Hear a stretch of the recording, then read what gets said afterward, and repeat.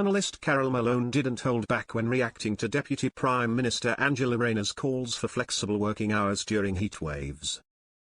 Appearing beside GB News host Andrew Pearce on the channel this morning, Malone explained Rayner is one of a select few ministers who want workers to put down their tools in a heat wave. She fumed, "This is just outrageous.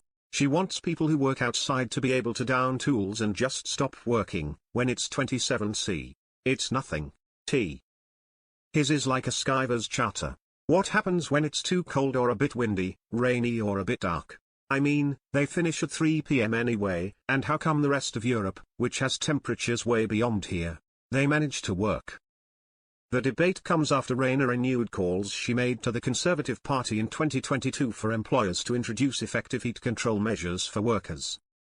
During the heatwave of 2022, Rayner told the Tories to issue urgent guidance on safe indoor working temperatures and allow for flexible working. Unions such as Unite pressed the government to introduce a legal upper limit of 27°C for manual roles.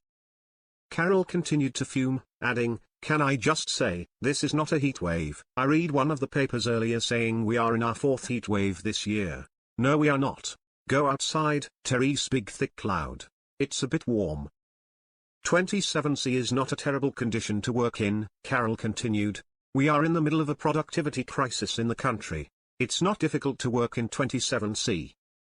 Viewers took to X to share their thoughts about the GB News debate, and one said, "Pathetic, how did people manage years ago? Growing up in the 70s the temperature was normal." Another stated, "This won't really affect people whose job involves sitting on their backside with air conditioning. Let's not forget about the manual jobs that don't have air conditioning, folks. It's people like them who do need a bit more flexible working." A third shared, "Try working long hours in a factory with heat-generating machinery, a furnace and no air conditioning.